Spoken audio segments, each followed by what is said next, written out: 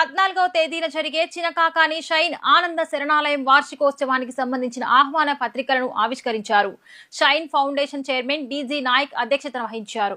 Mangalagiri royal bankers లో నిర్వహించిన ఈ కార్యక్రమానికి ముఖ్య అతిథిగా motor vehicle inspector Vemuri Balakrishna హాజరై ఆహ్వాన పత్రికలు ఆవిష్కరించారు. అనంతరం బాలకృష్ణ మాట్లాడారు. శరణాలయం నిర్వాహకులు కొత్త భవనం నిర్మాణం చేసి గత 7 సంవత్సరాల నుంచి బాలబాలికలకు మెరుగైన సౌకర్యాలు కల్పిస్తూ సేవలందించడం అభినందనీయమన్నారు.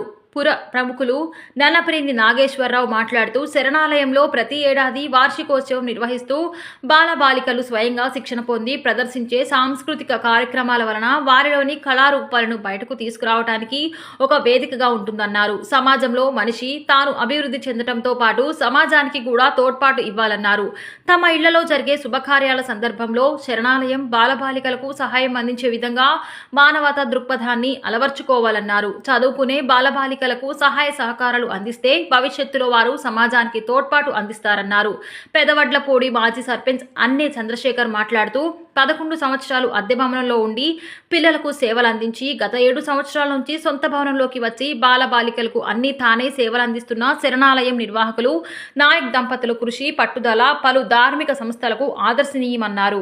ఈ కార్యక్రమంలో మాజీ market yard vice chairman Mannem Ramesh Babu, వివిధ రంగాల ప్రముఖులు అన్నపురెడ్డి రామకృష్ణారెడ్డి, గాజుల శ్రీనివాసరావు, తుల్లిమిల్లి రామకృష్ణ, కొలిశెట్టి రాము, వివి ప్రసాద్, మేకల మోహన్ రావు, గోవాడ రవి, అందే మురళీమోహన్, మాజేటి గోపాలకృష్ణ, పందేటి సాంబశివరావు, బైరబోయిన శ్రీనివాసరావు, శరణాలయం నిర్వాహకులు శ్రీమతి సంధ్యారాణి తదితరులు పాల్గొన్నారు. షైన్ ఆనంద శరణాలయం 7వ వార్షికోత్సవం సందర్భంగా ఆహ్వాన పత్రిక రిలీజ్ చేయడం జరిగింది.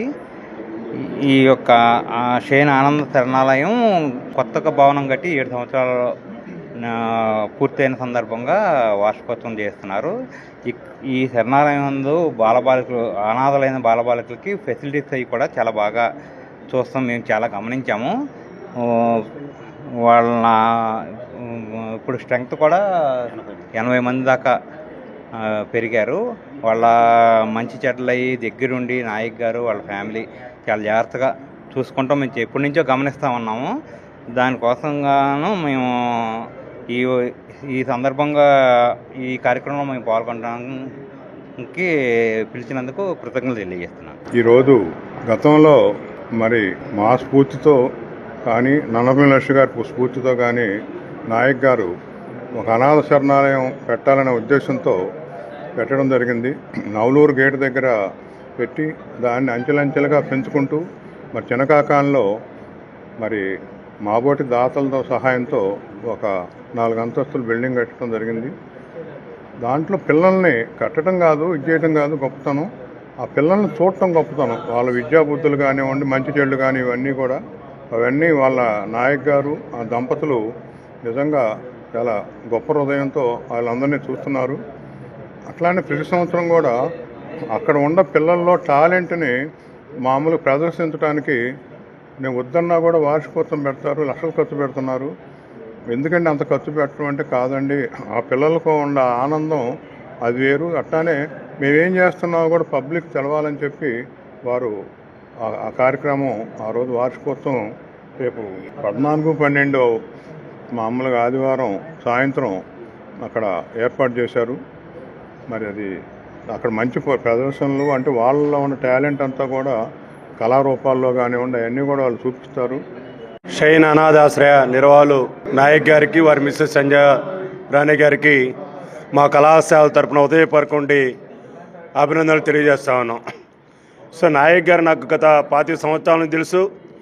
ఆర్టీసీలో ఒక చిరుద్యోగ జీవితాన్ని ప్రారంభించి మంచి సత్ప్రవర్తన కలిగినటువంటి భావనలతో సేవా కార్యక్రమాల్లో వామపక్ష భావాలు కలిగినటువంటి ఒక వ్యక్తి తను తానుగా చిన్న ఉద్యోగం చేసుకుంటూ తనతోటి అనాథగా ఉన్నటువంటి పిల్లల్ని ఆలనా పాలనా చూడని సమాజం చూడనటువంటి వాళ్ళని కూడా దగ్గరికి తీర్చి రైల్ గేట్ దగ్గర వారు అనాథాశ్రయం నిర్వహించడం, ఆ తర్వాత చినకాకాని దగ్గర నిర్వహించడం ఎంతో హర్షించదగిన విషయం.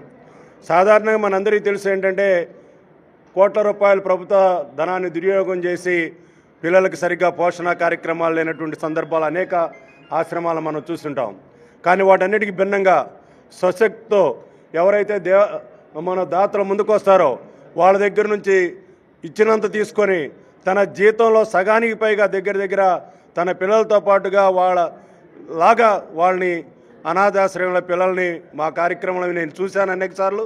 సో ఆ విధంగా వారు నిర్వహించడం, సో అన్ని వేళ వారు ముందుకు తీసుకెళ్లాలని, భగవంతుడు ఆయనకి అలాంటి శక్తియుక్తుల్ని, ఆరోగ్యాన్ని, సంపదని ఇవ్వాలని, అలాంటి వందలాది మందికి అనాథ పిల్లల్ని ఆశ్రయం కల్పించి ఒక దారిని, నీడని కల్పించాలని కోరుకుంటూ మా వంతు సహాయంగా వారికి అన్ని వేళ సపోర్ట్ చేస్తామని. ఎందుకంటే ఈరోజు మనం చాలామంది కోట్ల రూపాయలు సంపాదించవచ్చు, సేవా దృక్పథం వాళ్ళలో ఉండొచ్చు, కానీ నిర్వహించడం అనేది సాధ్యమైంది కాదు. అలాంటి సేవా కార్యక్రమాలు నిర్వహిస్తున్నటువంటి నాయక్ గారి దంపతులకు మరోసారి ధన్యవాదాలు తెలియజేస్తూ మా కళాశాల తరపున వారికి అన్ని వేళ అండదండలుగా ఉంటామని చెప్పి హామీ ఇస్తున్నాను.